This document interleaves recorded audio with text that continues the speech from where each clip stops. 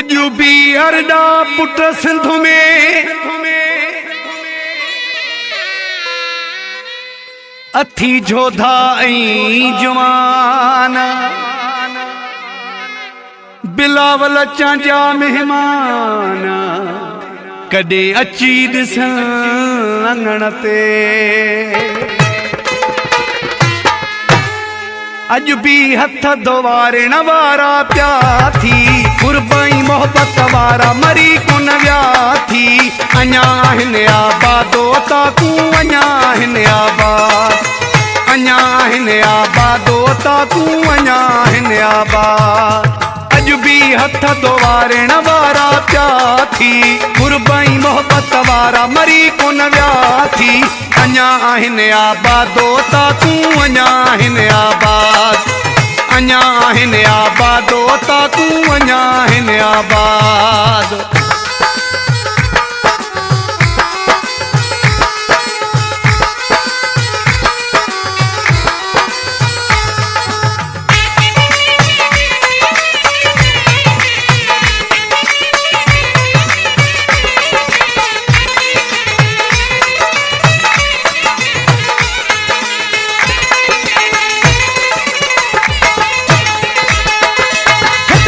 छायल मिलंदे रिलियूं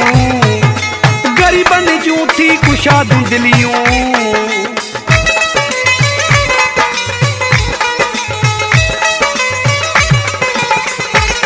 हो खत ते विछायल मिलंदे रिलियूं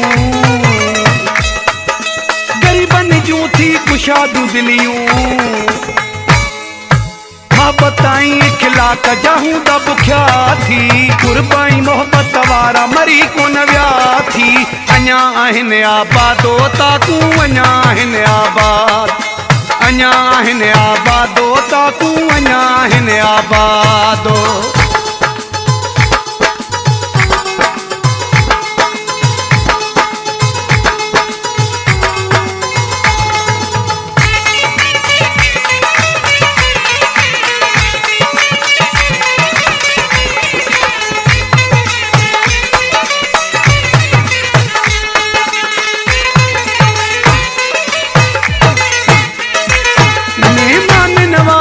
मरी नवैया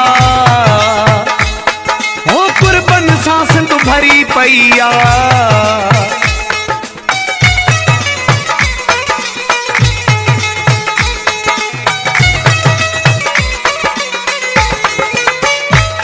मेहमान नवाज़ी मरी नवैया हो कुर्बन सां सिंध भरी पैया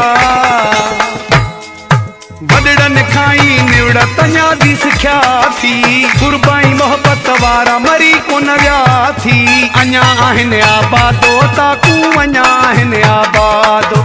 अञा आहिन आबादो ताकू अञा आहिन आबादो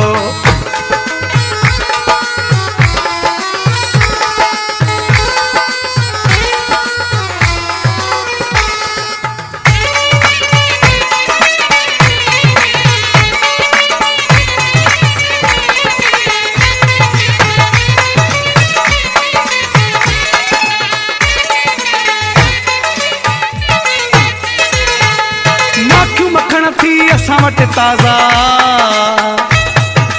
कमाल खाना दिली दरवाज़ा